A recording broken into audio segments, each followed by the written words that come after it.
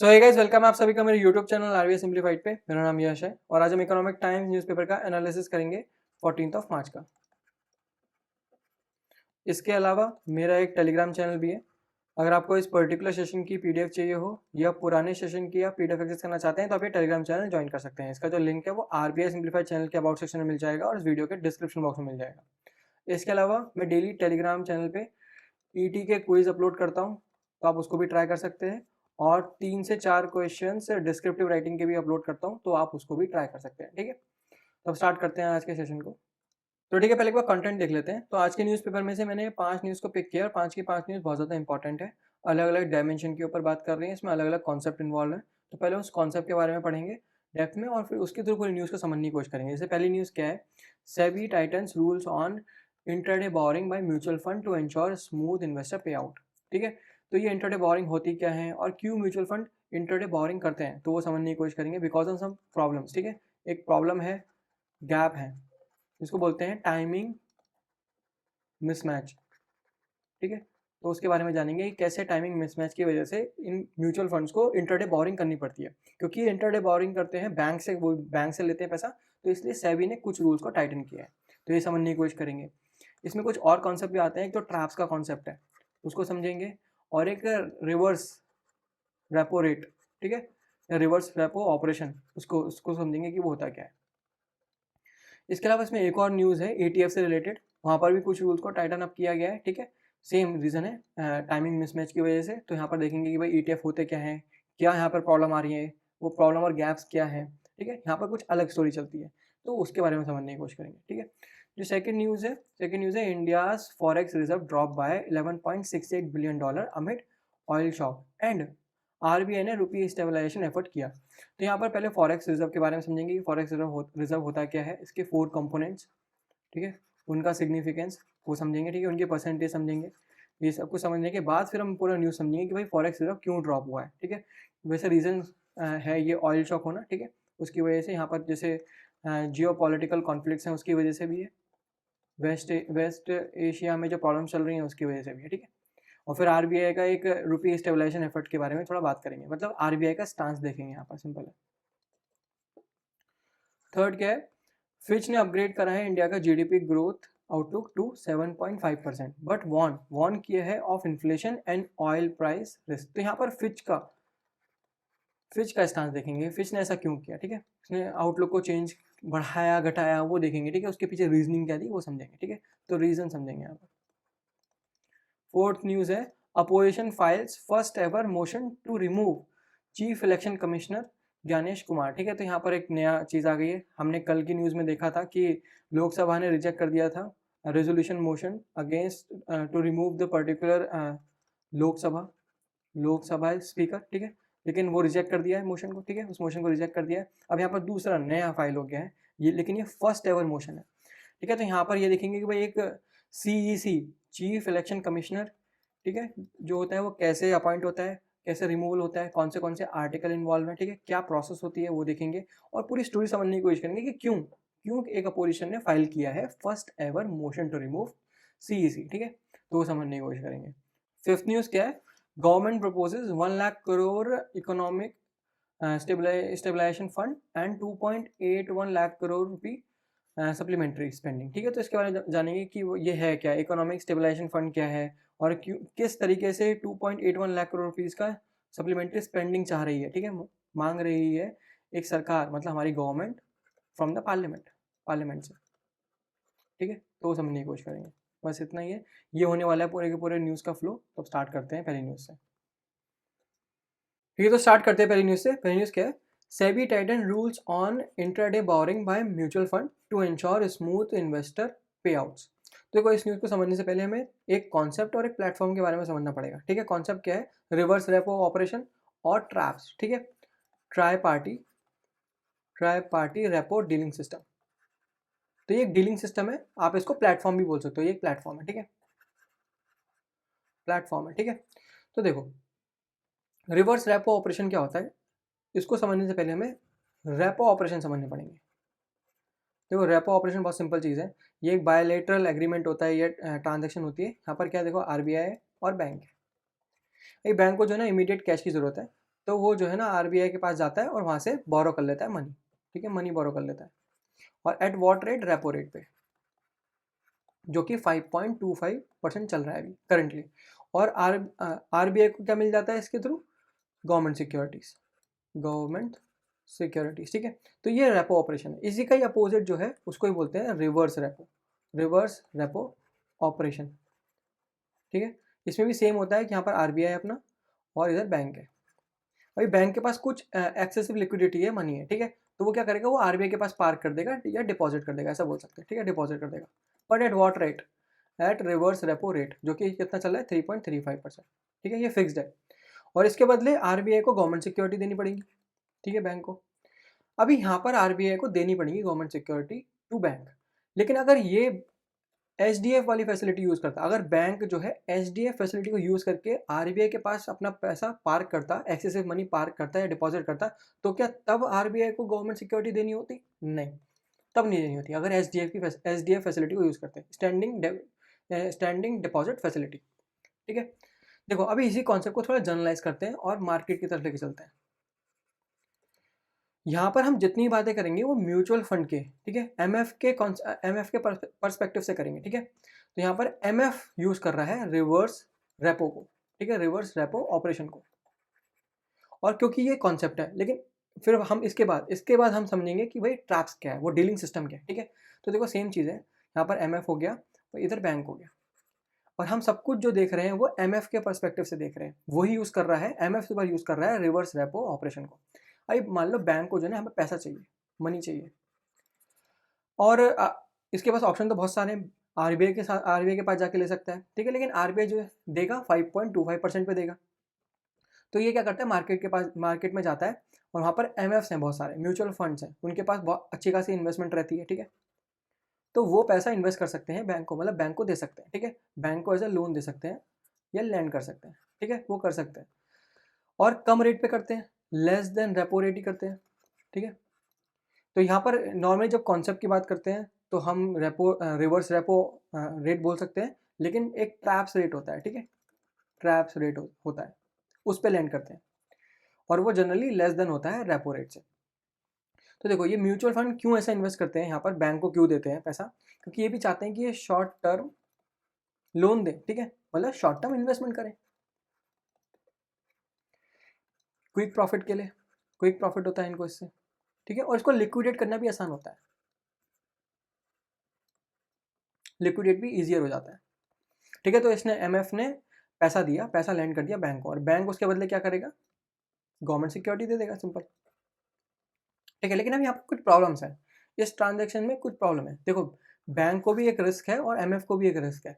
अगर बैंक ने government security दे दी और एमएफ ने पैसा ही नहीं दिया, एमएफ भाग गया, तो भाई यहाँ पर एक बैंक को risk same and opposite risk MF को होता है।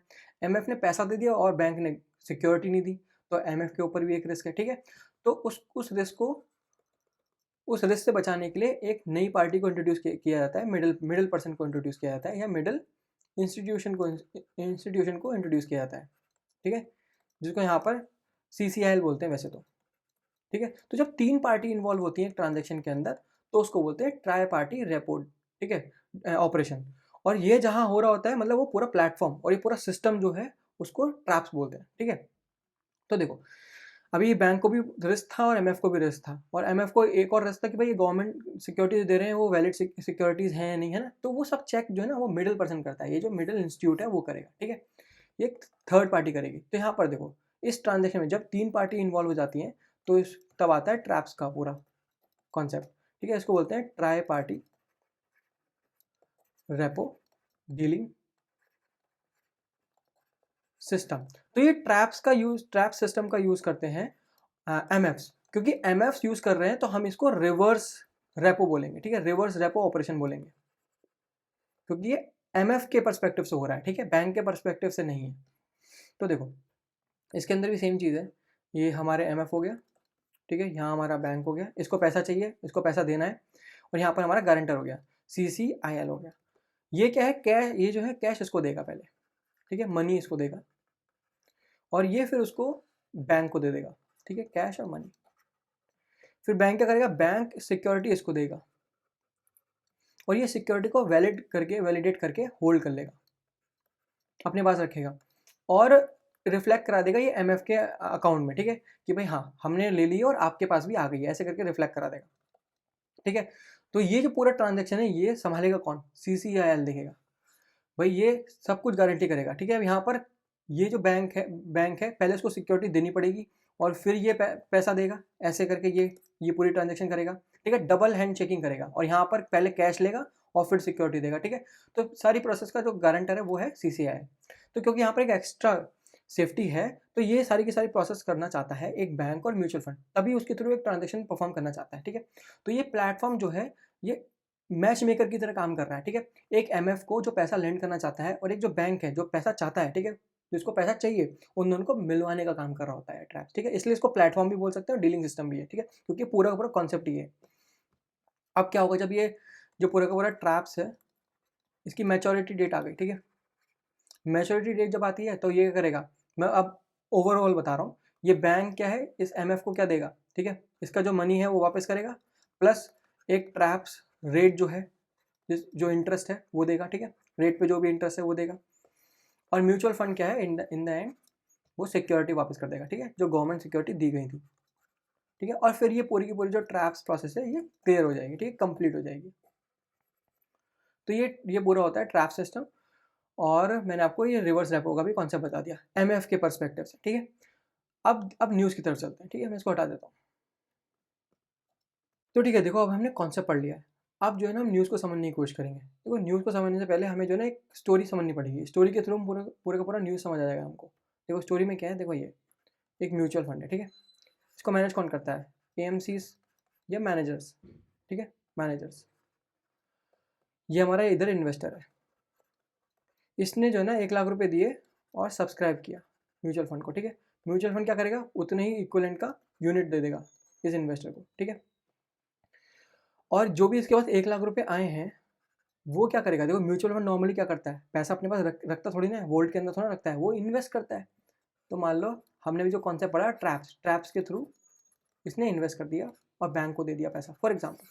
और क्योंकि एक शॉर्ट टर्म लेंडिंग थी, ये शॉर्ट टर्म लेंडिंग है, ठीक है, ये वाला पार्ट हमें आता है। अब देखो आज हम टुडे मान के चलते हैं, टुडे को हम मान लेते हैं मंडे, ठीक है। तो हमारा एक टी डे है, ट्रांजेक्शन डे है, टी डे। इस दिन क्या हुआ, इस दिन इस इन्वेस्टर को पैसों की जरूरत पड़ी, ठीक है, इमरजेंसी आई और इसने बोला कि भाई देखो भाई इस मंडे को ट्रांजेक्शन डे के दिन मैं जो है ना अपना एक ट्रांजेक्शन कर रहा हूँ। एमएफ से जाके बोलता है कि ये लो अपनी यूनिट वापस पकड़ो और मुझे जितना भी पैसा बनता है मेरा वो मुझे वापस पे कर दो, ठीक है, पे कर दो।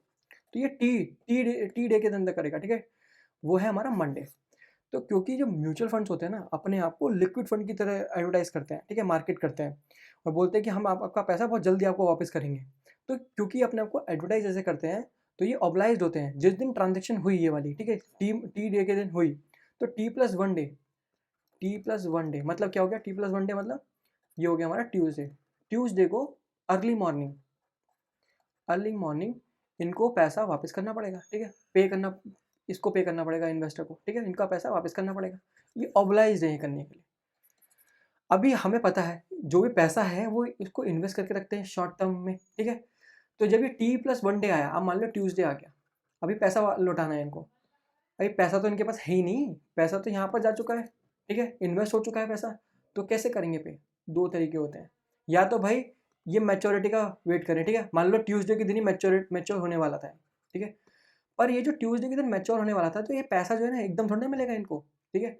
जो पैसा वापस मिल देता है बैंक मैच्योर होने के बाद, जो हमने बोला था पैसे वापस मिलते हैं, वो जो होता है वो इवनिंग में होगा भाई, ठीक है, वो चीज़ एंड ऑफ द डे होगी, ठीक है। ये होता है ट्रैप्स के अंदर एंड ऑफ द डे, जिस दिन आपने वो चीज़ को इन्वोक किया है, ठीक है, बोला मैच्योर हुआ है, उसी दिन एंड में इवनिंग में आपको पैसा वापस मिलेगा, ठीक है, इवनिंग में। इस सिस्टम के अंदर यही है, इवनिंग में मिलता है, ठीक है। लेकिन पैसा कब देना है इनको, पे कब करना है इन्वेस्टर को, भाई वो तो अर्ली मॉर्निंग करना है, क्योंकि आपने अपने आप को एडवर्टाइज ऐसे किया है। तो यहाँ तो पैसा आने से रहा, ठीक है, उस टाइम तक, तो ये क्या करेगा, पैसा तो पे करना है, तो ये क्या करेगा, ये जाएगा बैंक के पास, दूसरे बैंक के पास, ठीक है, बोलेगा भाई देखो यार हमें शॉर्ट टर्म के लिए 1 दिन के लिए पैसा दे दो, वो भी इंट्राडे पैसा दे दो, ठीक है, इंट्राडे बोरो करेगा, ठीक है, इंट्राडे पैसा बोरो करेगा, मनी बोरो करेगा, ठीक है, और बोलेगा ठीक है हम आपको कोई इंटरेस्ट दे देंगे, ठीक है, जो भी है वो शॉर्ट टर्म जो भी इसका इंटरेस्ट बनता है वो दे देंगे, और इस मनी को यूज़ करके पे करेगा, ठीक है। तो सेबी ने यहाँ पर ही कुछ रूल्स, ये जो इंट्रा ये वाली जो बोरिंग है ना, ये वाली जो बोरिंग है, यहाँ पर कुछ रूल लगाए हैं, इसको टाइटन किए हैं, ठीक है। तो प्रॉब्लम आती है यही तो है, टाइमिंग मिसमैच हुआ। अगर मॉर्निंग में ही पैसा मिल जाता है इसको, इसके थ्रू मैच्योरिटी होने के बाद जो पैसा मिलता है इसको, वो मॉर्निंग में ही मिल जाता तो इसको कोई दिक्कत नहीं आती, लेकिन नहीं आ रहा है वो पैसा और ऑब्लाइज नहीं है, इन्वेस्टर को पे करना है, तो इनको इंटरडे बोरिंग करनी पड़ रही है बैंक से, और इंटरडे बोरिंग कर रहे तो एक लॉस भी हो रहा है इनको। देखो यहाँ पर एक्सपेंस कॉस्ट बढ़ रहा है, ठीक है, एक्सपेंस बढ़ रहा है इनका, क्योंकि यहाँ पर इंटरेस्ट पे करना पड़ेगा इस पे को इसको इन्वेस्टर को पे करने के लिए, और फालतू में एक इंट्रा बोरिंग करनी पड़ रही है। तो सैबी यहाँ पर बोलता है देखो भाई तुम बैंक से पैसा ले रहे हो तो हम थोड़ा यहाँ पर रूल को थोड़ा टाइटन करते हैं तुम्हारे लिए, है ना, ऐसा बोल रहा है वो। यही पूरा वो था हमारा हेडलाइन कि सेबी ने टाइटन किया है रूल्स ऑन इंट्राडे बोरिंग जो म्यूचुअल फंड करता है, बैंक से ही करेगा, ठीक है, to ensure smooth investor pay out. Investor को स्मूथ पे आउट देने के लिए एक म्यूचुअल फंड क्या करता है, बैंक से पैसा उठाता है, ठीक है। फिर अब ये पैसा कैसे वापस लौटाएगा, देखो यहाँ पर इवनिंग में पैसा आ जाएगा, ठीक है, इवनिंग में मनी आ जाएगा इधर से, इवनिंग में इधर से मनी आ जाएगा और एकदम लौटा देगा, ठीक है। तो क्योंकि ये एक सेफ चीज़ है, थोड़ा सेफ है, तो सेबी ने थोड़ा टाइट तो किया है रूल, लेकिन इतना भी नहीं किया, ठीक है। तो अब देखते हैं वो रूल्स क्या है, तो आप थोड़ा पढ़ते हैं, आपको पूरा का पूरा स्टोरी समझ आ गया ना क्या मतलब है। आपको जो ना ये जो हेडलाइन है समझ आ रही होगी, सेबी ने थोड़ा टाइट किया है रूल, किस पे, इंट्राडे बोरिंग पे किया है। कौन बोरिंग कर रहा है, म्यूचुअल फंड बोरो कर रहे हैं, और किस लिए कर रहे हैं कि स्मूथ पे आउट कर पाए अपने इन्वेस्टर्स को, क्योंकि अपने आप को एडवर्टाइज ऐसे करते हैं लोग, ठीक है। और इसी को बोलते हैं द टाइमिंग मिसमैच। अब पढ़ते हैं इस न्यूज़ को, ठीक है। अगर हमें रेगुलेशन अंडरस्टैंड करनी है तो हमें देखना पड़ेगा लिक्विड क्या होते हैं और ओवरनाइट फंड्स क्या होते हैं, ठीक है, वही सेम चीज़। अब पे आउट की बारी आती है, मॉर्निंग में पे आउट करना पड़ता है। व्हेन यू सेल, मतलब हम जो सेल करते हैं अपनी म्यूचुअल फंड यूनिट्स को, तो फंड इज सपोज टू पे अस नेक्स्ट बिजनेस से, मतलब T+1 में पे करना होता है। टिपिकली दिस पे out is process in the morning में होता है, ठीक है। लेकिन इनकम कब आ रही है म्यूचुअल फंड की, वो तो इवनिंग में आ रही है। To get the cash to pay you, जो म्यूचुअल फंड है वो रिलाई करता है किस पे, अपनी शॉर्ट टर्म इन्वेस्टमेंट मैच्योरिंग पे रिलाई करता है, ठीक है, कोई ट्रैप्स पे, द इन्वेस्टमेंट लाइक ट्रैप्स, ठीक है, try party repo in government security और रिवर्स रेपो कॉन्सेप्ट पे, ठीक है, usually mature and deposit cash into the mutual fund account in the evening, पर वो इवनिंग में आता है म्यूचुअल फंड के पास of the particular same day, Tuesday, ठीक है, वो T+1 डे में। तो इसी की वजह से मॉर्निंग और इवनिंग का एक क्रिएट होता है इंट्राडे टाइमिंग मिसमैच, ठीक है। The mutual fund need cash in the morning to pay out, है ना, पे आउट रिडीमिंग इन्वेस्टर, बट उसके पास तो पैसा है ही नहीं, उसके पास तो पैसा बाद में आएगा, फ्यू आवर्स लेटर आएगा, ठीक है। तो यही है प्रॉब्लम, आपको समझ आ गया होगा। सॉल्यूशन क्या निकाला, सॉल्यूशन वही है सिंपल, मैंने आपको बताया इस गैप को पूरा करने के लिए, अरे वो हट गया, वो पीछे है क्या, हाँ पीछे है, ठीक है, गैप को पूरा करने के लिए वो पैसा लेगा, ठीक है, वही। तो ये इंट्राडे बोरिंग करेगा, to bridge this particular gap mutual fund borrow money from the bank for just few hour, थोड़ा टाइम कर लेता है, ठीक है। They take the loan in the morning और उसको टू पे द इन्वेस्टर, और फिर बाद में पे कर देता है इवनिंग में, ठीक है, क्योंकि इवनिंग में पैसा आ जाता है। While this was already happening, क्योंकि ये तो हो ही रहा है, ये चल ही रहा है, SEBI has now step in, SEBI अब अंदर आया और उसने थोड़ा टाइट कर दिया रूल को, ठीक है। How this borrowing take place to protect the investor को प्रोटेक्ट करने के लिए थोड़े रूल्स को टाइट किया है। तो वो देखते हैं क्या टाइट किया है, ये अप्रैल से इफेक्टिव होगा, ठीक है। क्या रूल्स है, पहला है स्ट्रिक्ट लिमिटेड पर्पस, ठीक है, पहला है स्ट्रिक्ट लिमिटेड पर्पस। तो ये क्या है, देखो, fund can only borrow this intraday money for returning money to investor, ठीक है, सिर्फ रिडेम्पशन और रीपर्चेज के लिए यूज़ कर सकता है, और पे करने के लिए डिविडेंड, ठीक है, इन चीज़ों के लिए यूज़ कर सकता है, वो इन्वेस्टमेंट करने के लिए यूज़ नहीं कर सकता। मतलब यहाँ पर यही बोल रहे हैं, जो ये MF है, जो ये पैसा बोरो कर रहा था, इंटरडे बोरिंग कर रहा था किससे, बैंक से, तो ये सिर्फ बोरो करे किस लिए, सिर्फ इन्वेस्टर को पे करने के लिए, कहीं इसलिए बोरो ना कर ले कि भाई और हम जो है ना मार्केट में इन्वेस्टमेंट करेंगे वहाँ से प्रॉफिट कमाएंगे, ठीक है, उसके लिए बोरो नहीं करना है, इसके लिए करना है। तो स्ट्रिक्टली लिमिटेड पर्पस है इसका। आप ये बोल दिया इनको कि भाई ऐसे फालतू काम नहीं करने का, तुम एक्स्ट्रा पैसे ले लो, लेवरेज नहीं करना, मतलब लेवरेजिंग, क्योंकि लेवरेज जब आप करते हो ना, जब भी लेवरेज करते हो, कोई भी इंस्टीट्यूट लेवरेज करता है ना, तो उसमें बहुत चांसेस होते हैं, एम्पलीफाई भी होता है प्रॉफिट भी एम्पलीफाई होता है, लेकिन एम्पलीफाई लॉस भी होता है कभी कभी। तो सेबी चाहता है कि भाई तुम वैसी पे आउट नहीं कर पा रहे हो, तो और इंटरडे बोरिंग भी कर रहे हो, तो उसको लेवरेज में कन्वर्ट मत करना, ठीक है, क्योंकि तुम उससे प्रॉफिट तो कमाओगे माना, लेकिन लॉस भी तो हो सकता है, तुम वैसी पे आउट नहीं कर पा रहे हो और इसका लेवरेज का बर्डन ले लो, ठीक है। तो यहाँ पर स्ट्रिक्ट लिमिटेड पर्पस है। अगला क्या है, बोरोइंग लिमिट जो है टाइड होगी टू रिसीवेबल्स, मतलब एक फंड जो है वो बोरो कर कितना भी बोरो नहीं कर सकता, ठीक है, वो बोरो करेगा amount less than the guaranteed cash जो कि वो एक्सपेक्ट कर रहा है कि वो लेटर वो रिसीव करेगा। इसका मतलब देखो, इसका मतलब क्या है, मान लो एमएफ को पे करना है अपने इन्वेस्टर्स को 500 करोड़ रुपीस, ठीक है, और 500 करोड़ रुपीस जो है ये पे करने हैं किसको, इन्वेस्टर्स को करने हैं, ठीक है। लेकिन जो ट्रैप्स है, मान लो मैं एग्जांपल से ट्रैप्स का ले रहा हूँ, जो ट्रैप से पैसा आने वाला है इवनिंग में, वो पता है कितना है, वो है सिर्फ और सिर्फ 400 करोड़ रुपीस। तो यहाँ पर सेबी बोल रहा है आप जो है सिर्फ 400 करोड़ रुपीस को ही बोरो कर सकते हो इंटरडे में, ठीक है, 500 करोड़ को नहीं कर सकते, क्योंकि गारंटीड अमाउंट कितना है जो आपको आएगा इवनिंग में, वो है सिर्फ 400 करोड़ रुपए। तो सिर्फ आप 400 करोड़ रुपए तक ही बोरो कर सकते हो बैंक से, ठीक है। एक्सेस जो 100 करोड़ है ये बोरो नहीं कर सकते हो, मतलब 500 करोड़ रुपए बोरो नहीं कर सकते, क्योंकि वो तो आपका इन्वेस्टर को पे है, लेकिन आपकी गारंटी नहीं है ना भाई, सिर्फ 400 करोड़ रुपए की गारंटी है, तो उसे उतना ही आप जो है बोरो कर सकते हो। तो ये सेम चीज़ है, ठीक है। आगे बढ़ते हैं। अगला क्या है, define safe receivables, the money the fund is waiting for, वो आना चाहिए कहाँ से, एक्सट्रीमली सेफ गारंटेड सोर्स आना चाहिए, मतलब ट्रैप से आना चाहिए, गवर्नमेंट सिक्योरिटीज आना चाहिए, ट्रेजरी बिल से आना चाहिए, स्टेट डेवलपमेंट लोन से आना चाहिए, और रिवर्स रेपो से आना चाहिए, क्योंकि ये सब बैक्ड होते हैं बाय द गवर्नमेंट, तो ये सेफ है। इसका मतलब इवनिंग में जो पैसा है वो 100% आएगा, ठीक है, ये बोलने की कोशिश कर रहा है, क्योंकि इवनिंग में पैसा ही नहीं आएगा तो वो जो इंटरडे में बोरिंग करिए उसको पेमेंट कैसे करोगे, ठीक है। तो इसलिए बोल रहा है कि भाई डिफाइन किया है सेबी ने सेफ रिसीवेबल्स को, कि यहाँ से अगर पैसा आएगा तो ही आप इंटरडे कर पाओगे, इंटरडे बोरिंग कर पाओगे, ठीक है, नहीं तो नहीं कर सकते। और अगला क्या है, एग्जाम्पशन फ्रॉम 20% डेप्ट कैप, नॉर्मली जो सेबी रूल है वो स्टेट करता है एक म्यूचुअल फंड बोरो कर सकता है सिर्फ और सिर्फ 20% of its total net asset, लिंक कब, जब 6 महीने के लिए हो, ठीक है, for maximum of 6 month to handle the redemption pressure. अगर बहुत ज़्यादा रिडेम्पशन प्रेशर आता है, मतलब बहुत सारे लोग रिडीम कर रहे हैं, ठीक है, और तब बहुत सारा पैसा देना है, तो एमएफ जो है बोरो कर सकते हैं। यहाँ पर इंटरडे की बोरिंग की बात नहीं कर रहे, लॉन्ग टर्म के लिए बोरो कर सकते हैं, ठीक है, लेकिन वो कितना कर सकते हैं, 20% of its total net asset, ठीक है, to handle the redemption. However ये जो इंट्राडे बोरिंग है, क्योंकि वो गवर्नमेंट के द्वारा बैक्ड है, ठीक है, क्योंकि यहाँ पर जो रिसीवेबल्स हैं वो गवर्नमेंट के द्वारा बैक्ड है, और सेम डे में ट्रांजेक्शन कंप्लीट हो जाएगी, तो सेबी बोल रहा है, सेबी अलाउ कर रहा है जो इंट्राडे बोरिंग है ये बाईपास करेगा इस लिमिट को, ठीक है, ये लिमिट हटा दी है, यहाँ पर कोई ऐसी लिमिट नहीं है, ठीक है, कितना भी कर सकती है, कोई 20% वाली लिमिट नहीं है, as long as other condition met होनी चाहिए, ठीक है, क्योंकि 20% अगर यहाँ पर लगा दिया इन्होंने इसी पे इंटरडे बोरिंग पे 20% वाला लिमिट लगा दिया, तो उससे क्या है, जो नॉर्मल बिजनेस है, जो ऑब्जेक्टिव है इंटरडे बोरिंग करने का, वो तो खत्म हो जाएगा ना।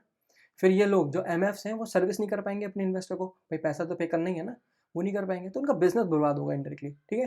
तो इंटरडे पे हटा दिया है, और इंटरडे पे इसलिए हटाया क्योंकि वो बैक्ड है बाय द गारंटी, गारंटी के द्वारा बैक्ड है, इसीलिए ये हटाया, मतलब है ही नहीं। अगला क्या है, the AMC page the bill not the investor. देखो जब बोरिंग कर रहे होते हैं मनी फ्रॉम द बैंक, तो भाई इंटरेस्ट होता है ना, हमने बात करी थी, इंटरेस्ट पे करना पड़ता है, इंटरडे बोरिंग भी कर रहे हैं तब भी इंटरेस्ट तो करना ही पड़ेगा ना, सिंपल है। जब ये हमारा एएमसी ले लो, ठीक है, वो अगर बोरो कर रही है मनी बैंक से, ठीक है, इंटरडे बोरिंग कर रही है, तो भाई इंटरेस्ट भी तो पे करना पड़ेगा ना, कुछ ऐसे थोड़ा ना बैंक दे देगा फ्री में, लो भाई ले जाओ कोई दिक्कत नहीं है। तो सेबी ने ये बोला है कि जो एएमसीज हैं, the company running the fund, उनको पे करना पड़ेगा अपनी खुद की जेब से, ठीक है, वो जो इंटरेस्ट है वो खुद की जेब से पे करना पड़ेगा। नॉर्मली क्या करते हैं, नॉर्मली क्या होता है, नॉर्मली ये लोग जो हैं, जो एएमसीज होती हैं, ये आपने देखा होगा जब भी आपने कभी बाय किया होगा, एक्सपेंस रेशियो आपको देते हैं, ठीक है, एक्सपेंस कॉस्ट देते हैं, हमने जब बाय किया होगा तो वहाँ पर लिखा होता है एक्सपेंस रेशियो। तो वो एक्सपेंस रेशियो वो रेशियो होता है जो असल में इस एएमसी को चलाने के लिए चाहिए, ठीक है, इस कंपनी को रन करने के लिए चाहिए, तो वो भी पैसा हमसे ही लिया जाता है, ठीक है, इसलिए जो हमारी नैप वैल्यू होती है, नेट एसेट वैल्यू होती है, वो कम होती है, थोड़ी सी कम हो जाती है, बिकॉज ऑफ दिस एक्सपेंस, ठीक है, बिकॉज ऑफ दिस एक्सपेंस। अब यहाँ पर ये सेबी बोल रहा है कि भाई ये तुम्हारा फंडा है, ये तुम्हारा टाइमिंग मिसमैच है, तुम्हारी वजह से ऐसी चीज़ हो रही है, तुम मैनेज नहीं कर रहे मनी को, तो तुम इन्वेस्टर को क्यों पास ऑन करोगे ये जो चीज़ है, बर्डन है, ठीक है, तुम अपनी खुद की पॉकेट से भरो ये इंटरेस्ट जो है। तो if the expected evening cash is delayed, जो एएमसी ये द एएमसी लॉस मनी, ठीक है, loses money, they can not pass this losses on to the investors, ठीक है, इन्वेस्टर को नहीं दे सकते, ये बोल रहे हैं। और दूसरा बोल रहे हैं मैंडेटरी बोर्ड अप्रूवल चाहिए, जो भी म्यूचुअल फंड है उनके पास होना चाहिए एक formal return policy for this intraday boring, ठीक है, और वो ऑफिशियली अप्रूव होना चाहिए by the AMC board of directors and it's trustees, ठीक, सिंपल चीज़ है। अगला, तो ठीक है आगे बढ़ते हैं। आगे क्या है, separate rule for equity fund, effective कब से हो रहा है, अगस्त 2026 से। तो यहाँ पर देखो एक चीज़ पढ़ने की जरूरत है, एक्सचेंज ट्रेड फंड्स क्या होते हैं, ठीक है, ईटीएफ्स क्या होता है। तो पहले ये पढ़ते हैं कि ईटीएफ्स क्या होते हैं। देखो ईटीएफ्स की फुल फॉर्म होती है एक्सचेंज ट्रेडेड फंड्स, ठीक है। देखो इसमें क्या है, एक्सचेंज भी आ गया, एक्सचेंज ट्रेडेड भी आ गया और फंड्स भी आ गया, मतलब ये म्यूचुअल फंड की तरह भी बिहेव कर रहा है और स्टॉक की तरह भी बिहेव कर रहा है, इसके बीच में कहीं है, ठीक है। इसका मतलब एक हाइब्रिड इंस्ट्रूमेंट है, हाइब्रिड इंस्ट्रूमेंट है,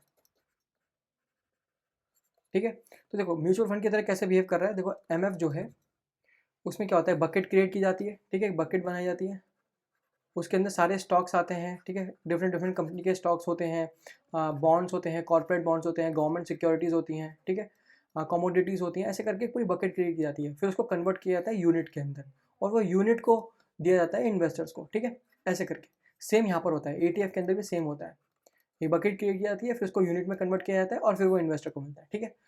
बट जो म्यूचुअल फंड्स होते हैं ना उसको ट्रेड नहीं कर सकते स्टॉक की तरह, ठीक है, मतलब एक्सचेंज पे ट्रेड नहीं कर सकते, नहीं कर सकते, बीएससी पे और एनएससी पे इसको ट्रेड नहीं कर सकते, पर ईटीएफ्स को कर सकते हैं स्टॉक की तरह ट्रेड, ठीक है। तो इसलिए एक्सचेंज ट्रेड बोला गया है यहाँ पर, एक्सचेंज ट्रेड है, ठीक है।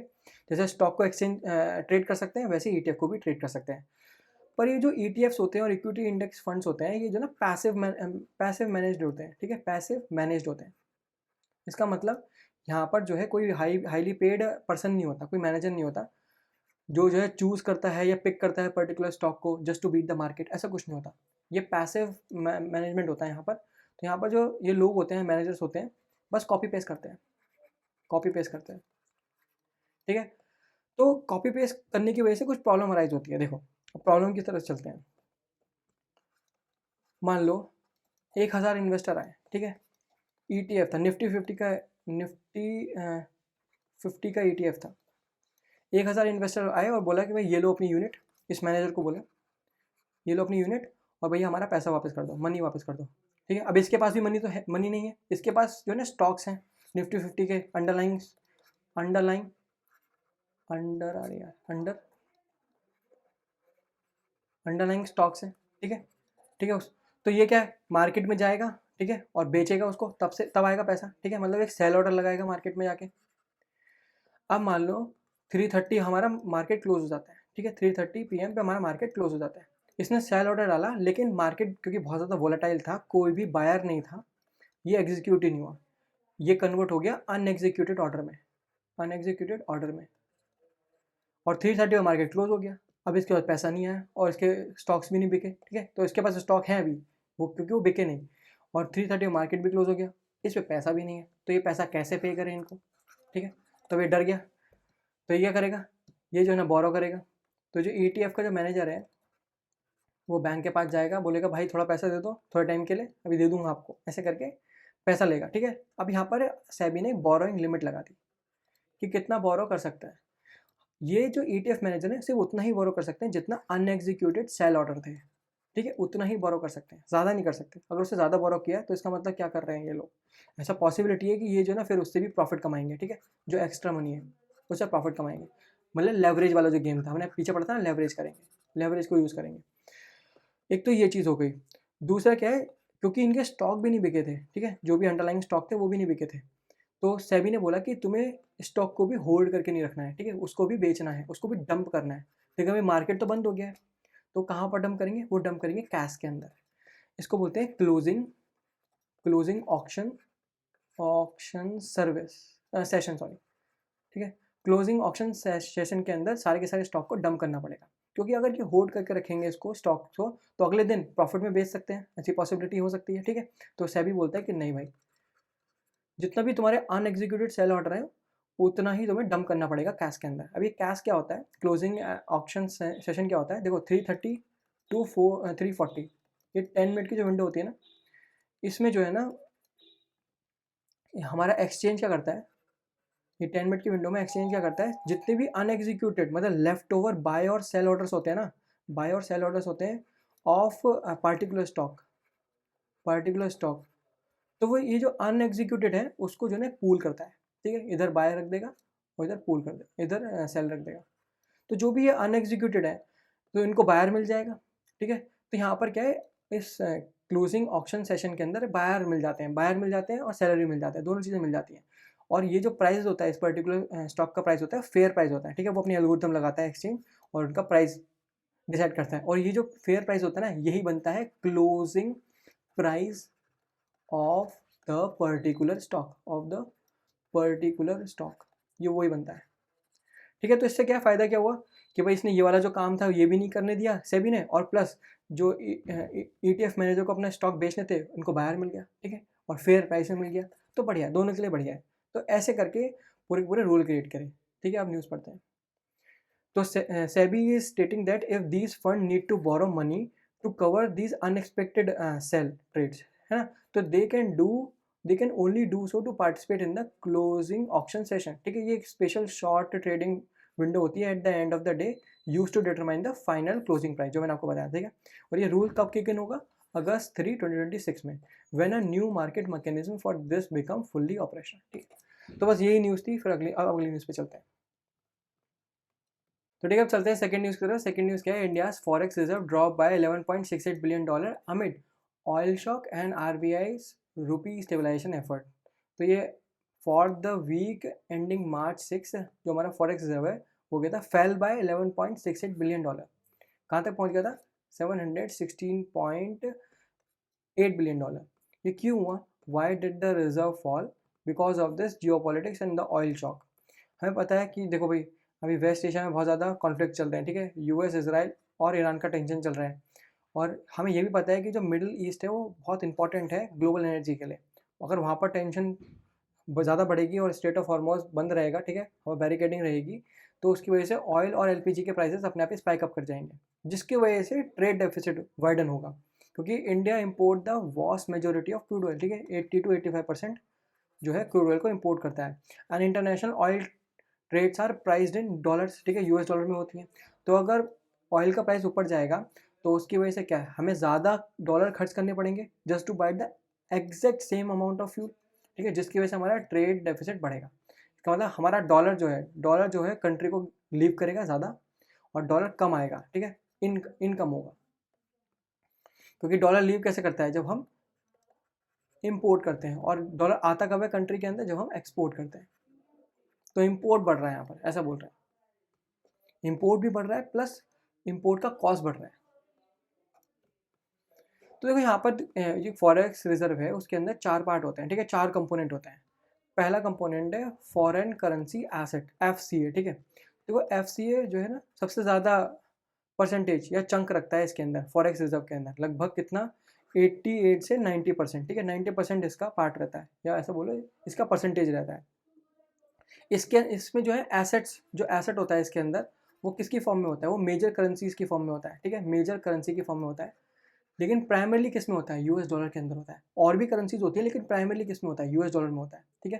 तो ये समझ लो ये पूरा बक्सा है ये FCA, इसके अंदर बहुत सारी करेंसीज रखी हुई हैं, ठीक है, जिसमें US डॉलर है, यूरो है, पाउंड है और येन है, ठीक है।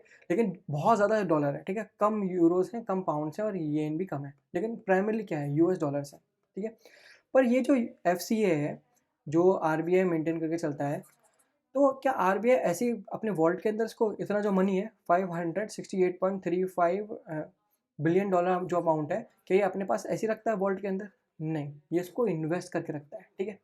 ये इसको हैविली इन्वेस्ट करता है किसके अंदर, US ट्रेजरी बॉन्ड्स के अंदर, ठीक है, मतलब US ट्रेजरी बिल्स के अंदर जो है इन्वेस्ट करके रखता है, ठीक है, या और जो सेंट्रल बैंक्स हैं वहाँ पर डिपॉजिट करके रखता है।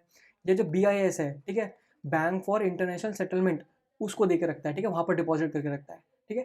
तो ये जो ना हेविली इन्वेस्टेड होता है FCA, वहाँ से भी उसको RBI को रिटर्न मिल रहा होता है, ठीक है।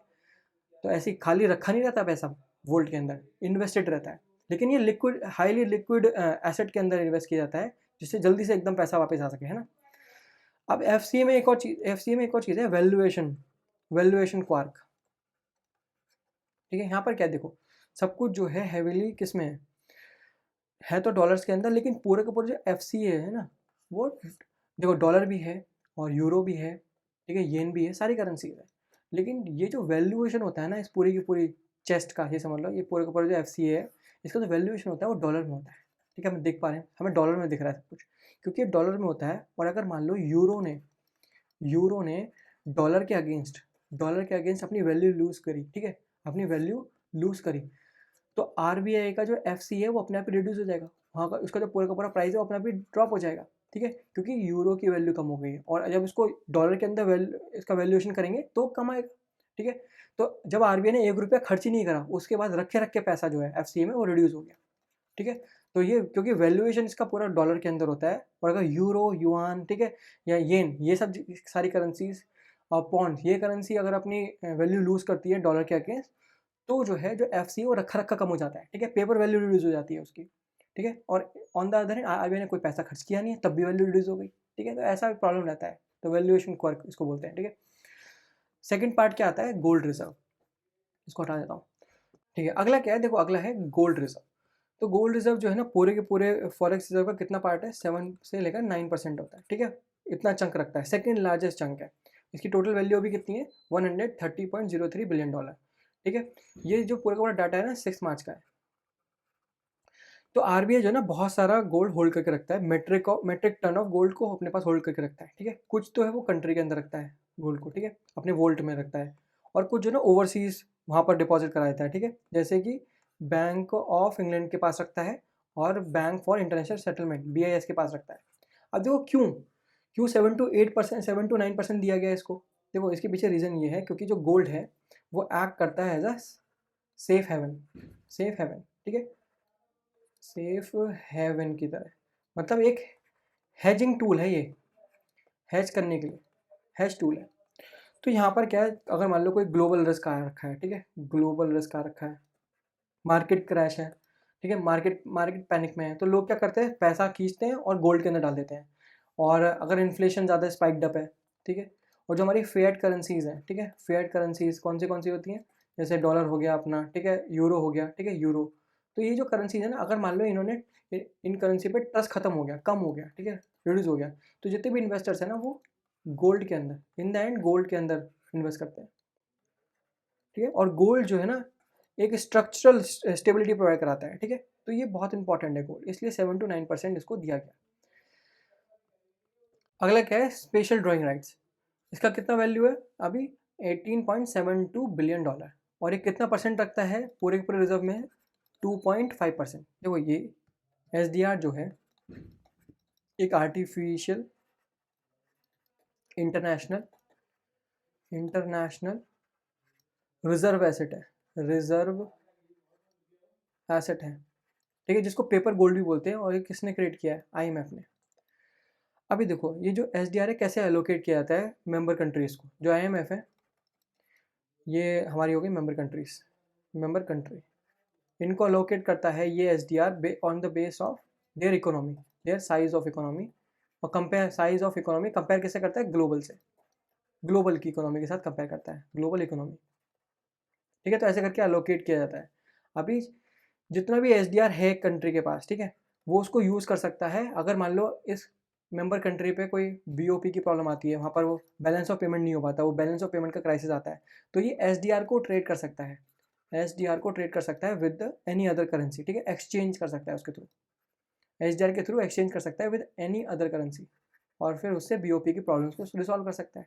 ठीक है, तो SDR कोई खुद करेंसी नहीं है। ठीक है, बस वो कुछ यूनिट्स हैं समझ लो। ठीक है, क्योंकि SDR को बनाया जाता है, SDR को बिल्कुल जैसे आपने म्यूचुअल फंड पढ़ा था ना, वैसे ही SDR में क्या है, बहुत सारी करेंसीज होती हैं, 5 मेजर करेंसी होती हैं, 5 मेजर करेंसी होती हैं, जैसे डॉलर हो गया अपना, यूरो हो गया, ठीक है, पाउंड हो गया, येन हो गया, युआन हो गया। ठीक है, तो इसको फिर एक यूनिट्स में कन्वर्ट किया जाता है, और वो यूनिट होती है SDR यूनिट। ठीक है, और वो दी जाती हैं मेंबर कंट्रीज़ को, और इन यूनिट को यूज़ करके अपनी बीओपी की क्राइसिस को रिजॉल्व कर सकती है कोई भी कंट्री, मेंबर कंट्री, ठीक है। तो ये है। अगला अगला क्या है, reserve position in the IMF, इसको बोलते हैं आरटीपी, ठीक है, रिजर्व ट्रांच पोजीशन, ठीक है। इसकी वैल्यू कितनी है अभी करंटली, $4.83 बिलियन, और ये जो है लगभग लेस देन 1% रखता है of the total forex reserve. अभी इंडिया का ही एग्जांपल लेते हैं। ये इंडिया का एक इमरजेंसी चेकिंग अकाउंट है विद द आईएमएफ, और इसको कभी भी विड्रॉ किया जा सकता है, इमीडिएटली विड्रॉ किया जा सकता है विदाउट एनी स्ट्रिक्ट कंडीशन और सर्विस फी। लेकिन जो एसडीआर है ना, उसको ऐसे विड्रॉ नहीं किया सकता, उसको ट्रेड नहीं किया सकता, उसमें पहले कंडीशंस पूरी करनी पड़ेंगी, सर्विस फी देनी पड़ेगी और फिर परमिशन भी चाहिए, ठीक है। लेकिन यहाँ पर इसको आरटीपी को रिडीम करने के लिए या विड्रॉ करने के लिए कोई कंडीशन नहीं होती, ठीक है। तो ये कैसे एलोकेट किया जाता है, देखो ये आईएमएफ का ही एक इंस्ट्रूमेंट है, ठीक है, आईएमएफ का ही इंस्ट्रूमेंट है, पर ये एलोकेट कैसे किया जाता है। तो जब भी मेंबर कंट्री ज्वाइन करती है ना, जैसे इंडिया ने ज्वाइन किया आईएमएफ को, तो उन्हें एक मेंबरशिप फ़ी देनी पड़ती है, ठीक है। अब ये जो मेंबरशिप फ़ी है ना, इसी का ही कुछ परसेंटेज होता है ये आरटीपी, ठीक है, इसी का ही कुछ परसेंटेज होता है ये आरटीपी। और ये मेंबरशिप फ़ी जो होती है ना, वो खुद की करेंसी में भी हो सकती है, ओन करेंसी भी हो सकती है, ठीक है। कुछ पार्ट तो खुद की करेंसी का होता है, कुछ फॉरेन करेंसी का होता है, ठीक है, फॉरेन करेंसी का होता है, और कभी कभी गोल्ड भी होता है। तो जो आरटीपी होता है वो कुछ परसेंटेज होता है ऑफ द मेंबरशिप फ़ी, और मेंबरशिप फ़ी किस में हो सकती है, ऑन करेंसी में भी हो सकती है, फॉरेन करेंसी में भी हो सकती है, कभी गोल्ड में भी होती है। तो ये इंडिया जो है प्रोवाइड कराता है आईएमएफ को just to buy the membership, ठीक है। ये है। तो अभी टोटल फॉरेक्स कितना चल रहा है, अगर मैं सारे कंपोनेंट को ऐड करता हूँ तो $716.81 बिलियन, ये टोटल सेविंग अकाउंट है available to shield the Indian economy from the external shock, ठीक है। आगे बढ़ते हैं। तो ठीक है, अब आगे देखते हैं द रुपी वीकेंस। ये जो पार्ट है ना न्यूज़ का, देखो ये इसका ही कंटिन्यू है, इसका, ठीक है, इसका ही कंटिन्यू है।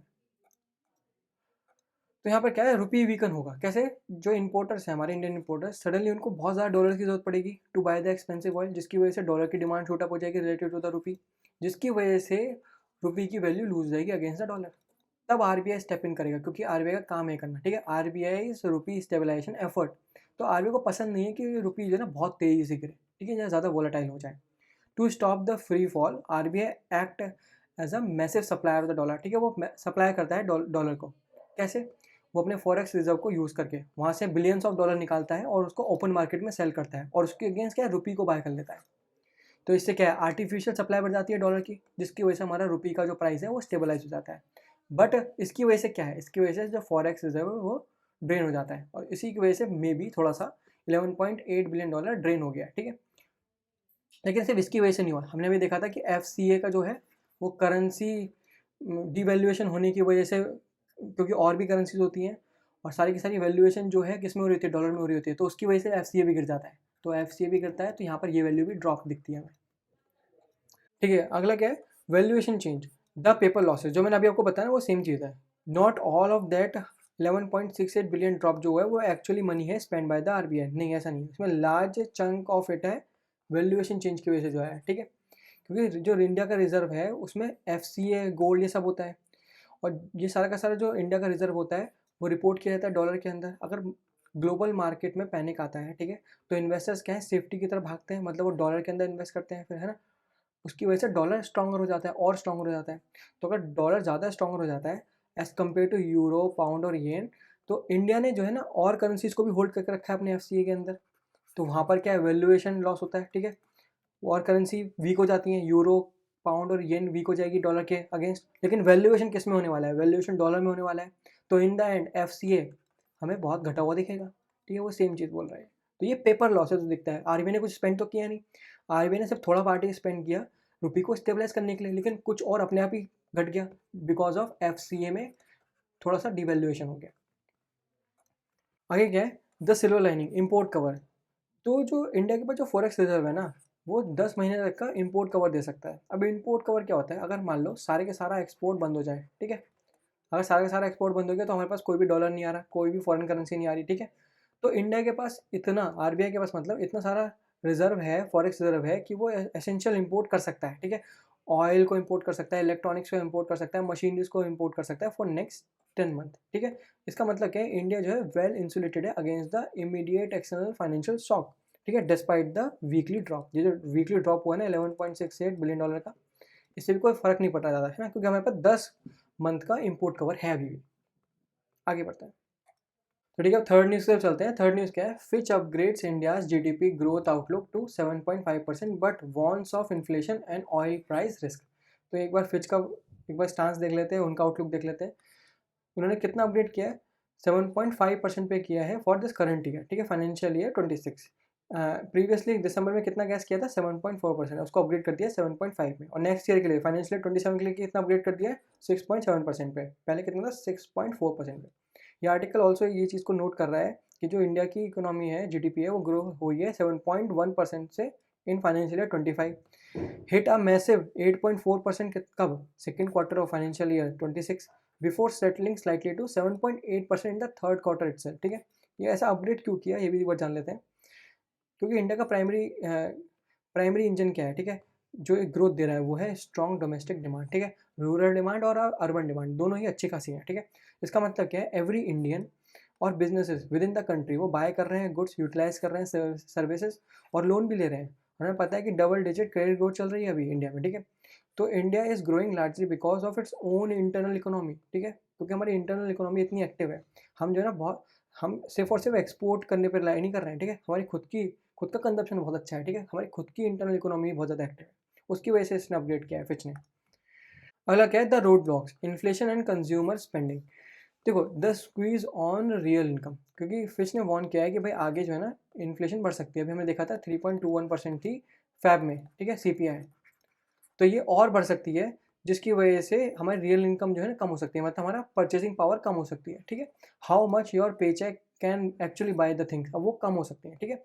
और दूसरी तरफ स्लो हो सकता है momentum, because things are getting more expensive. तो फिच एक्सपेक्ट कि कंज्यूमर आप स्लो डाउन करेंगे, ठीक है, आप कम खरीदेंगे in the first half of financial 27, ठीक है। और हमें देखने को मिला भी है कि भाई हमारी जो इन्फ्लेशन बढ़ी है जनवरी से फेब में और बढ़ी है। अगला क्या है? The trade silver lining. Interestingly, अगर इंडियन जो है कम बाय करेंगे, ठीक है, जिसकी वजह से डिमांड जो अपने आप सॉफ्टर हो रही है, तो इसका मतलब ये है कि वो इम्पोर्टेड गुड्स को भी कम बाय करेंगे फ्रॉम अब्रॉड, ठीक है। और जीडीपी कैसे कैलकुलेट होती है? जो एक्सपेंडिचर फॉर्मूला होता है, ठीक है, वो फॉर्मूला होता है spending, domestic spending, investment, government spending और एक्सपोर्ट माइनस इम्पोर्ट। तो इम्पोर्ट ड्रॉप हो जाएगा तो अपने आप ही जो जीडीपी वो अच्छी लुक अच्छा दिखेगी, पॉजिटिव नंबर दिखेगा, ठीक है। नेट ट्रेड हमें अच्छा दिखेगा क्योंकि इम्पोर्ट कम हो जाएगा अपने आप ही, ठीक है। आगे बढ़ते हैं। The global threat, the oil supply shock. तो यहाँ पर जो है फिच एक गुड सिनेरियो की बात कर रहा है। फिच प्रोजेक्ट कर रहा है ग्लोबल जीडीपी को वो ग्रो करेगी है 2.6%, लेकिन अज्यूम क्या किया है कि ऑयल का प्राइस जो है ना एट और बिलो रहे $70 पर बैरल, लेकिन ऐसा रहेगा ही नहीं, ठीक है, क्योंकि कॉन्फ्लिक्ट चल रहा है वेस्ट एशिया में, ठीक है, मिडिल ईस्ट में। अगर जो कॉन्फ्लिक्ट है वो एक्सलेट करता है, उसकी वजह से जो ऑयल के प्राइस हैं वो शूट अप होंगे ही, $100 पर बैरल से भी ऊपर जाएंगे, ठीक है। तो वहाँ के जो फिच के चीफ इकोनॉमिस्ट है वो बोल रहे हैं कि भाई अगर एडवर्स कंडीशन रही तो मे बी ये जो हमने किया है 2.6% अभी ग्रोथ बढ़ेगी ग्लोबल जीडीपी, वो कम हो जाएगी अपने आप, ठीक है, simple. Interest rate and inflation forecast भी क्या है? टू मैनेज द इकोनॉमी, जो आरबीआई है वो कंट्रोल करता है बेस लाइन इंटरेस्ट रेट, ठीक है, रेपो रेट को, ठीक है, उससे वो इन्फ्लेशन टारगेट सेट करता है, ठीक है। तो यहाँ पर क्या है देखो, फिच एक्सपेक्ट की जो इंडिया का इन्फ्लेशन है वो क्रीप करेगा अप टू 4.5% बाई दिसंबर 2026, ठीक है, क्योंकि ऑयल प्राइसेस हाइक होंगे इसकी वजह से, ऐसा बोला है उन्होंने। फिर यहाँ पर आरबीआई उसको फिर इंटरवीन करेगा, फिर कम करने की कोशिश करेगा, वो अलग पूरा है, हमने कल डिस्कस किया था सारा, ठीक है। Steady interest rate to keep this inflation from getting out of the control. RBI जो है इंटरेस्ट रेट में चेंज करता है, ठीक है, अभी तो अनचेंज है, 5.25% है फरवरी तक, ठीक है, लेकिन मे बी चेंज करे, बढ़ाए, कम करे, वो देखते हैं वो भी। लेकिन हमने हमने कल डिस्कस किया था कि आरबीआई जो है अभी वेट एंड वॉच में है, ठीक है, वेट एंड वॉच कर रहा है। तो बस यहाँ पर ही है। आगे बढ़ते हैं, ठीक है, आगे बढ़ते हैं अगली न्यूज़ की तरफ। Opposition files first ever motion to remove chief election commissioner Gyanesh Kumar. ये हिस्टोरिक फर्स्ट है, for the first time in the India parliamentary history opposition जो है, अपोजिशन के एमपीज हैं, उन्होंने सबमिट किया है एक formal notice for the motion for removal against a serving EC Gyanesh Kumar. देखो इंडिया में बहुत सारे ईसी रहे, 25 ईसी रहे हैं पहले, इसका मतलब ज्ञानेश कुमार 26 है, ठीक है। जैसे TN शशांक और नवीन चावला, इन्होंने फेस किया है सीवियर पॉलिटिकल पुशबैक, ठीक है। A official motion of removal has never been formally submitted to parliament before. ये पहली बार हुआ है, ठीक है, कि पहली बार इनके against motion for removal submit किया गया है formal. The trigger and the charges. The immediate spark for this move is a fierce dispute over the SIR of the electoral voter list in the West Bengal. A state gearing up for election. तब जो है जो TMC है जो rule कर रही है actually में वेस्ट बंगाल, उसने स्पेयर हेड किया इस मोशन को, और इस मोशन के अंदर 7 ब्रॉड चार्जेस लगाए गए against the ECE Ganesh Kumar, ठीक है. प्राइमरली एक्यूज किया गया उनको of biasing towards the ruling BJP government.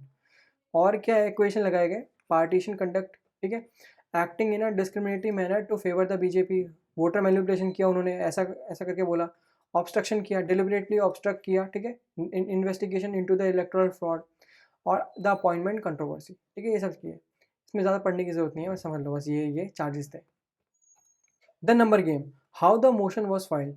अगर एक मोशन को सबमिट कराना है, ठीक है, तो कॉन्स्टिट्यूशन के अंदर एक मिनिमम नंबर ऑफ MP उस पर्टिकुलर मोशन को साइन करने चाहिए, ठीक है. तो इंडिया ब्लॉक ने इसको इजीली क्लियर कर लिया. लोकसभा में लोअर हाउस में कितने सिग्नेचर चाहिए, 100 सिग्नेचर चाहिए. इन्होंने कितने, अपोजिशन ने कितने सिक्योर किए, 130. राज्यसभा में 50 चाहिए, कितने सिक्योर किए, 63. The signatory includes MP from the various opposition parties, TMC, Congress, DMK, SP, ठीक है, यहाँ से थे. Interestingly, as is customary for such motion, the official leader of the opposition in both the houses did not personally sign it, though they ensure their party member did, ठीक है. तो इसमें officially जो लीडर ऑफ अपोजिशन होता है in the both the houses, वो personally sign नहीं करते हैं इसको, लेकिन एंश्योर करते हैं कि उनके पार्टी मेंबर्स करें, ठीक है. अब आगे क्या होगा, the reality check. While submitting the motion is a massive political statement, it is highly unlikely to result in the actual removal of the EC. Actually में रिमूव नहीं हो पाएंगे, ठीक है. ये एक लॉन्ग प्रोसेस है जहाँ पर मोशन को सबमिट किया जाता है secretary general of both the houses, फिर वो स्क्रूटनाइज होता है. अगर वो एक्सेप्ट किया जाता है तो एक 3 मेंबर इन्वेस्टिगेशन कमेटी बैठती है, ठीक है, जो फिर इस पूरे चार्जेस को आराम से देखती है, इन्वेस्टिगेट करती है, जिसके अंदर मंथ लग जाते हैं. फिर फाइनल वोट होता है, द फाइनल वोट. अगर कमेटी को लगता है कि भाई EC एक्चुअली में गिल्टी है ऑफ प्रूवन मिसबिहेवियर और इनकैपेसिटी, तो एक मोशन बिठाया जाता है, ठीक है, एक डिबेट की जाती है और फिर वोट किया जाता है पार्लियामेंट में, ठीक है. The government advantage. अभी EC को जो है गवर्नमेंट एडवांटेज है. क्यों?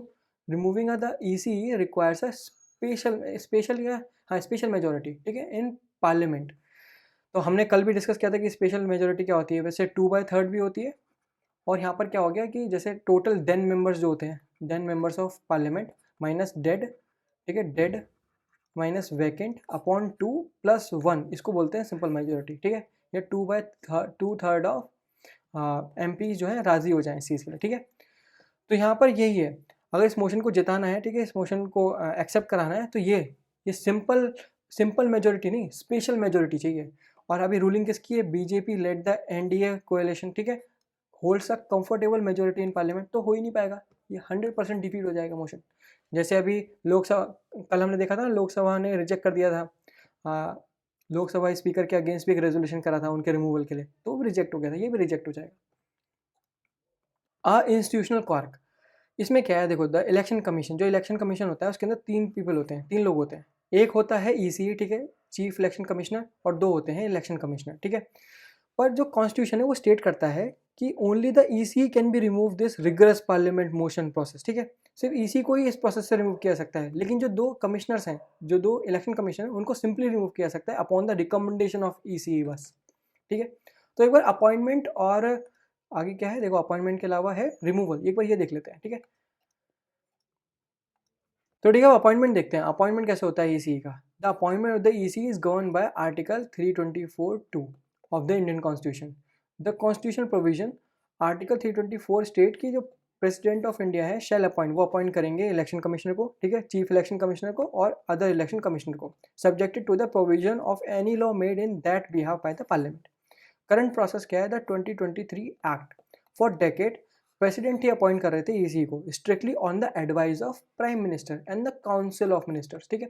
हाउएवर, ज़्यादा ट्रांसपेरेंसी लाने के लिए पार्लियामेंट ने पास किया ECE and other election commissioner appointment condition of services and term of office act of 2023. इसमें क्या है, देखो, इसमें है, इसके अकॉर्डिंग जो है एक कमेटी, एक सिलेक्शन कमेटी बैठेगी, ठीक है.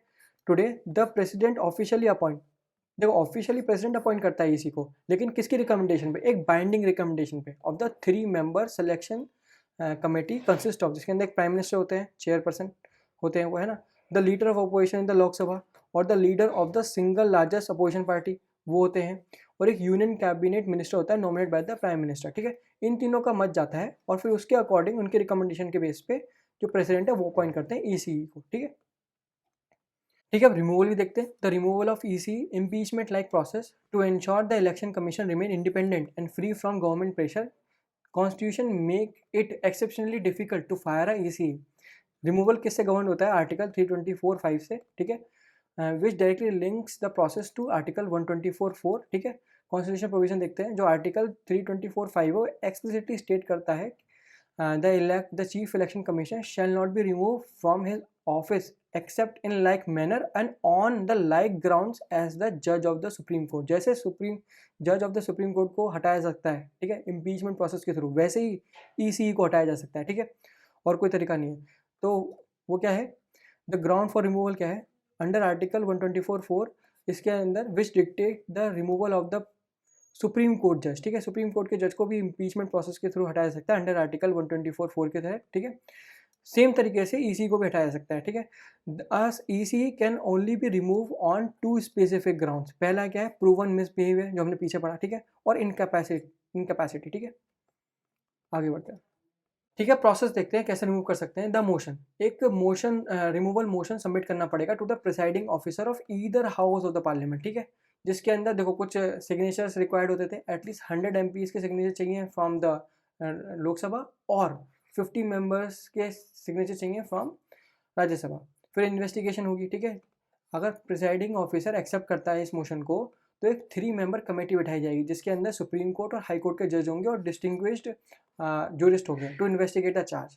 और अगर ये चार्ज साबित होते हैं, ठीक है, अगर कमेटी को लगता है कि भाई इसी जो है गिल्टी है, ठीक है, तब एक स्पेशल मेजोरिटी वोटिंग होगी। ये मोशन है वो डिबेट किया जाएगा पार्लियामेंट के अंदर और फिर it must be pass by special majority in both the houses, ठीक है। Special majority means a majority of total membership of the house, a majority of not less than 2/3 of the member present and voting, ठीक है, वो same चीज़। फिर क्या है, presidential order होगा। जब अगर दोनों हाउस से पास हो गया in the same parliamentary session, तो जो मोशन है उसको सेंड कर दिया जाएगा टू द प्रेसिडेंट और प्रेसिडेंट इशू करेंगे ऑर्डर, ठीक है, कि भाई रिमूव कर दो, ऐसा करके। तो ठीक है, चलते हैं लास्ट न्यूज़ की तरफ। लास्ट न्यूज़ क्या है, government proposes 1 lakh crore rupee economic stabilisation fund and 2.81 lakh crore rupee supplementary spending. देखो क्यों गवर्नमेंट ने अनाउंस किया कि वो क्रिएट करेगी एक मैसिव 1 लाख करोड़ रुपीज़ का इकोनॉमिक स्टेबलाइजेशन फंड। ये क्या है, ये एक्चुअली में एक इमरजेंसी कैश रिजर्व है। और क्यों इसकी जरूरत पड़ी, देखो अभी हमें पता है कि वेस्ट एशिया के अंदर एक वॉर ब्रोकआउट हुई है shortly after the India budget was presented, जिसने थ्रू ऑफ कर दिया है गवर्नमेंट की फाइनेंशियल कैलकुलेशन को। द वॉर कॉज कर रही है एक supply chain disruption, making it harder and more expensive to ship goods globally, ठीक है। तो ये जो इस फंड का गोल क्या है, this fund gives the government immediate fiscal fire power to react an unexpected global shock like sudden spike in oil prices, ठीक है, जो कि सडन स्पाइक हुआ है अभी ऑयल प्राइस में, उसके अगेंस्ट वर्क करने का पावर देगी, ठीक है, और शिपिंग कॉस्ट के अगेंस्ट वर्क करने का पावर देगी without having to scramble for money और rewrite the entire budget mid year, ठीक है। तो ठीक है, अब आगे बढ़ते हैं। Asking for the mid year fund supplementary demands, जो फाइनेंस मिनिस्टर है वो was speaking in the Lok Sabha to get approval for the second batch of supplementary demand for grant. इसका मतलब क्या है, तो जो गवर्नमेंट का एनुअल बजट होता है वो एक एस्टिमेट होता है। कभी कभी ऐसा होता है कि मिनिस्ट्री रियलाइज़ करती है कि उनको और पैसों की ज़रूरत है जो उनको इनिशियली लोकेट हुए थे उससे ज़्यादा, एलोकेट हुए थे उससे ज़्यादा। तो मिनिस्ट्री क्या है, पार्लियामेंट के पास जाती है और फिर वहाँ पर फॉर्मली आस्क करती है कि भाई हमें और थोड़ा कैश चाहिए, ठीक है, through this supplementary demands. Number क्या है, the government is asking for permission to spend gross additional amount कितना है, 2.81 lakh crore rupees. The math का मैथ देख लेते हैं। The actual new cash leaving the treasury, net cash out को कितना है, इस 2.01 लाख करोड़ रुपीज़। जो रिमेनिंग 80,000 करोड़ रुपीज़ है वो कवर किया जाएगा by money save from another ministries, ठीक है, दैट डिडंट स्पेंड, जिन्होंने अपने स्पेंड नहीं किया फुल बजट, ठीक है, और through extra revenue the government collected. बस सिंपल यही है। Sticking to the target, the physical deficit. देखो हमेशा एक मेजर कंसर्न ये रहता है जब गवर्नमेंट एक्स्ट्रा मनी के लिए आस्क करती है कि भाई जो वो बोरो कर रही है उसकी वजह से कुछ फाइनेंशियल हेल्थ प्रॉब्लम तो नहीं आएंगी, ठीक है, मतलब जो उन्होंने प्रॉमिस किया है कि भाई वो फिजिकल डेफिसिट को मेंटेन करके चलेंगे, क्या कहीं उसमें आउट ऑफ बाउंड तो नहीं चले जाएंगे, ठीक है। तो वो सब चीज़ होती है। तो गवर्नमेंट यहाँ पर बोल रहे हैं कि भाई हाँ, हम जो है अपना फिजिकल डेफिसिट जो हमने बोला है 4.4% और 4.5% ऑफ जीडीपी उसको मेंटेन करके चलेंगे, amounting to 15.58 lakh crore rupees. ये कैसे पॉसिबल है? While they are asking for extra money for specific thing now, the government actually cut, वो अपनी क्या ओवरऑल स्पेंडिंग कट कर देगी, ठीक है। जो उसका एक्सपेंडिचर है उसको कम कर देगी। जो उन्होंने ओरिजिनली बजटेड कितना किया था 50.65 लाख करोड़ रुपीज़ किया था, अब उसको कट डाउन कर देगी to 49.65 lakh crore rupees.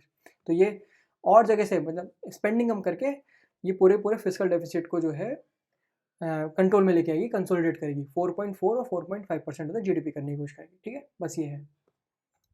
Where is the extra money going, ये एक्स्ट्रा मनी कहाँ जा रहा है? प्रोटेक्टिंग फार्मर्स, फर्टिलाइजर, ठीक है। इसमें क्या है, ग्लोबल क्राइसिस की वजह से जो फर्टिलाइजर के प्राइसेस हैं वो स्काई रॉकेट हो गए हैं और इंडिया इंपोर्ट करता है फर्टिलाइजर को टू इंश्योर कि इंडिया के जो फार्मर्स हैं वो बियर ना करे वो कॉस्ट, ठीक है। तो गवर्नमेंट जो है आस्क कर रही है फॉर एक्स्ट्रा 19,000 करोड़ रुपीज़ की फर्टिलाइजर सब्सिडीज का, ठीक है। Minister also reassured the public कि इंडिया के पास 17.7 मिलियन टन का फर्टिलाइजर स्टॉक पाइल है। So there will be no shortage for the upcoming farming season, ठीक है, kharif and rabi. National security, a massive chunk of this extra money 41,430 crore rupees allocate किया जाएगा directly to the arm forces for defence services, ठीक है, जो कि एक तरीके का रेवेन्यू एक्सपेंडिचर है which covers day to day running cost, salaries and maintenance, ठीक है। तो बस आज के लिए इतने। अगर वीडियो पसंद आई तो वीडियो को लाइक कर देना, चैनल को सब्सक्राइब कर देना और ये वीडियो को अपने दोस्तों में शेयर करना कि मेरा चैनल भी ग्रो हो, है ना। Thank you.